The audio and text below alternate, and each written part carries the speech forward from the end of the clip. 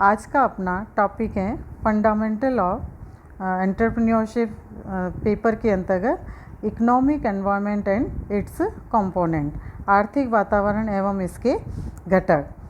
आर्थिक वातावरण का जैसे अपन ने अर्थ समझा कि आर्थिक वातावरण का अर्थ उन समस्त बाहरी घटकों से है जो धनोपार्जन संबंधी क्रियाओं को प्रभावित करते हैं।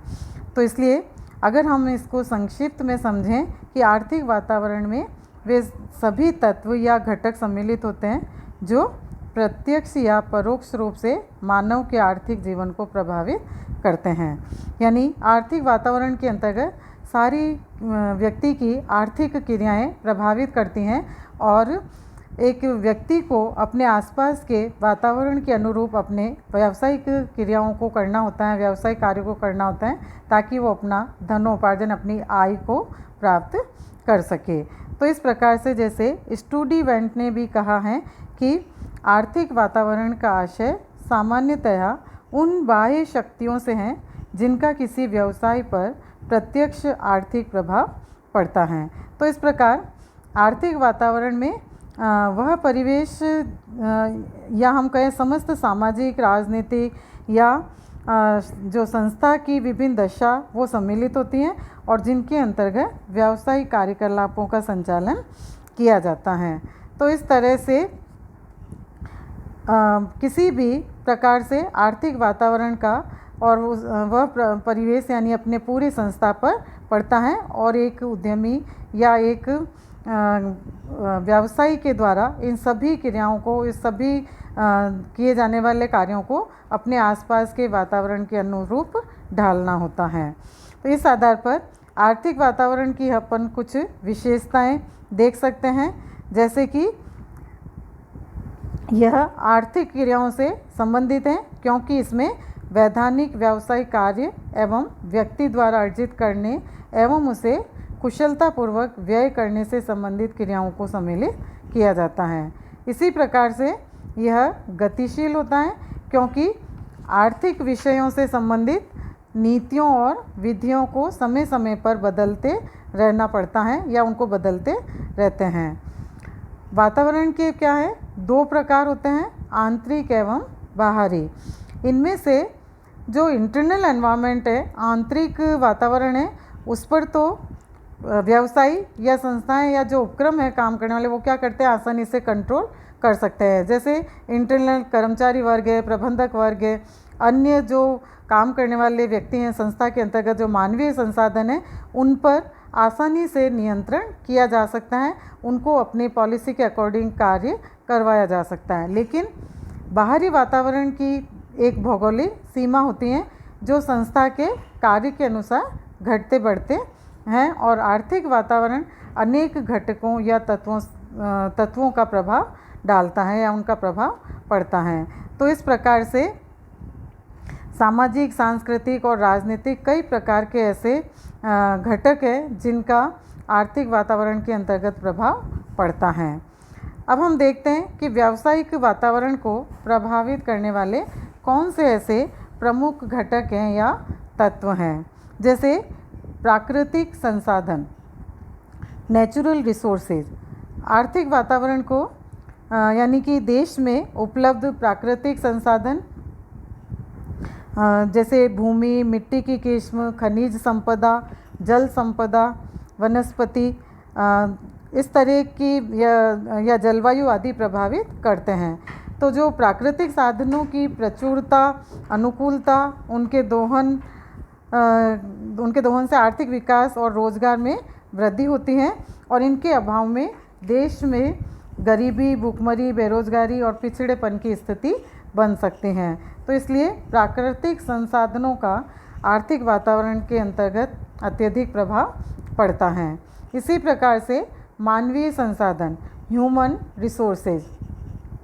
मानवीय संसाधन आर्थिक विकास के महत्वपूर्ण निर्धारक घटक होते हैं।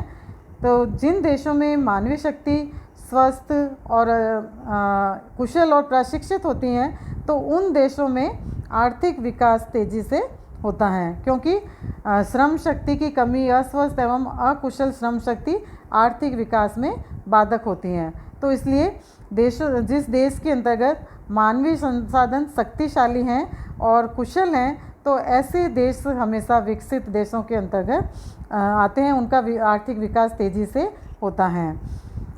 आर्थिक प्रणाली का स्वरूप, forms of economic system.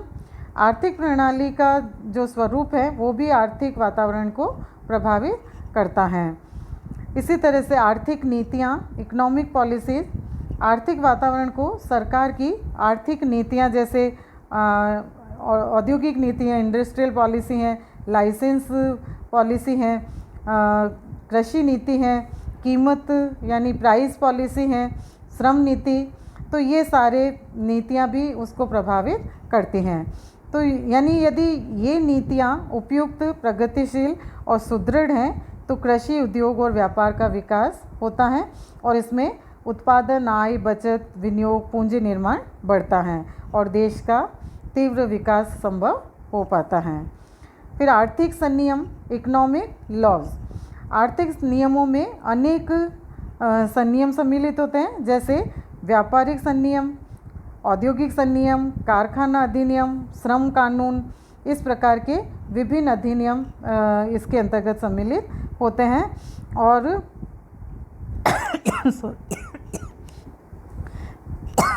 Sorry, इन संनियमों के द्वारा व्यावसायिक वातावरण का नियमन होता है।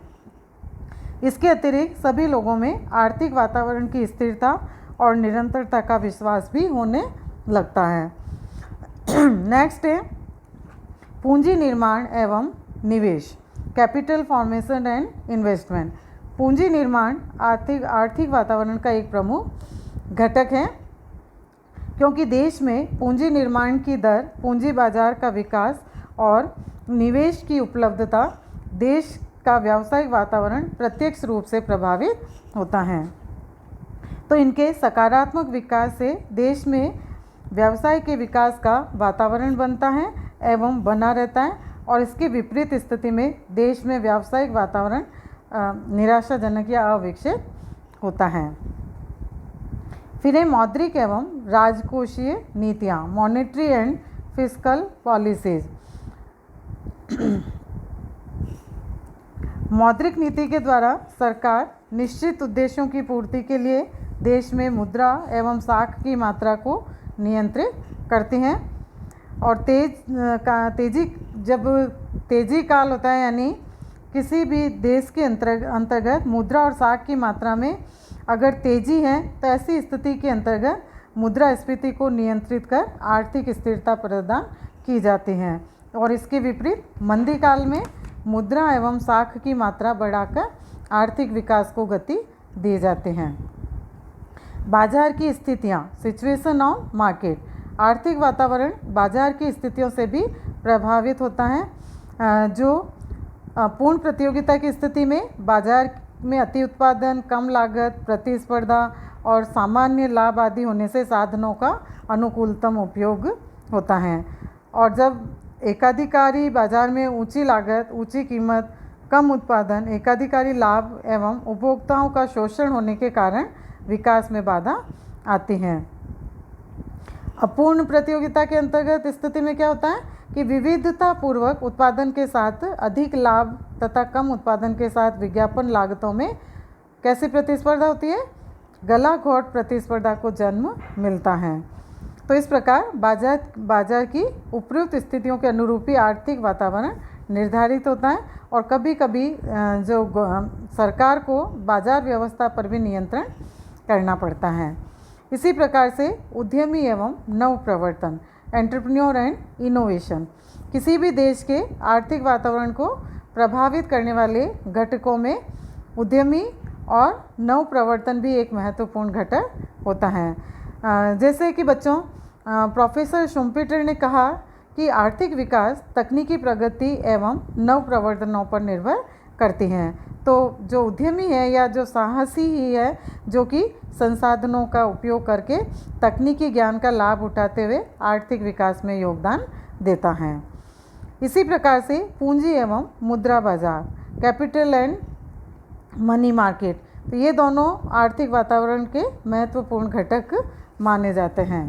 आर्थिक दशा, इकोनॉमिक कंडीशन, किसी भी देश की आर्थिक दशा से ही आर्थिक वातावरण का निर्धारण होता है।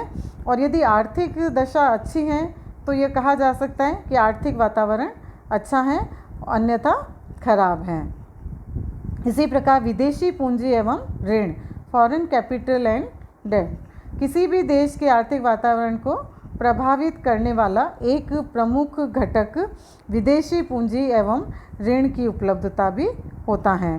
क्योंकि यदि विदेशी पूंजी उपलब्ध है तो न केवल उपभोक्ता एवं पूंजीगत वस्तुओं की उपलब्धि में वृद्धि होती है, बल्कि विकास के लिए मानवीय साधनों का निर्माण करने में भी सहायता मिलती है। यानी मानवीय संसाधन भी उनका निर्माण करने से तात्पर्य है कि मानवीय संसाधनों को आसानी से उपलब्ध करना या उनकी प्राप्ति करना संभव हो पाता है। आधारभूत सुविधाएं, इंफ्रास्ट्रक्चरल फैसिलिटीज़, आर्थिक वातावरण आधारभूत सुविधाओं एवं संरचना से प्रत्यक्ष रूप से प्रभावित होता है। व्यावसायिक वातावरण, ऑक्यूपेशनल डिस्ट्रीब्यूशन, व्यावसायिक वातावरण या व्यावसायिक वितरण का अर्थ उस देश की जनसंख्या उत्पादन की उन क्रियाओं में कितनी मात्रा में लगी हुई है इससे होता है। और जनसंख्या का वितरण 3 प्रकार से होता है। प्राथमिक क्षेत्र में कृषि, मत्स्य पालन, वन, डेयरी और पशुपालन, और द्वितीय क्षेत्र में उद्योग, खनन, निर्माण, जन उपयोगी वस्तुएं सम्मिलित होती हैं। और तीसरी जो क्षेत्र है उसमें सभी प्रकार की सेवाएं जैसे बैंक, बीमा, परिवहन, शिक्षा, चिकित्सा आदि सम्मिलित होते हैं। तो ये सारे जो व्यावसायिक वितरण है ये भी आर्थिक वातावरण को प्रभावित करते हैं।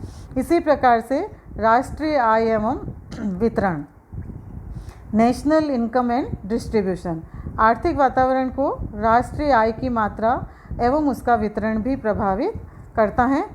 जिस देश में राष्ट्रीय आय जितनी अधिक होगी वहाँ का आर्थिक वातावरण उतना ही विकास के अनुकूल होगा, क्योंकि राष्ट्रीय आय के कारण प्रति व्यक्ति आय ज़्यादा होगी।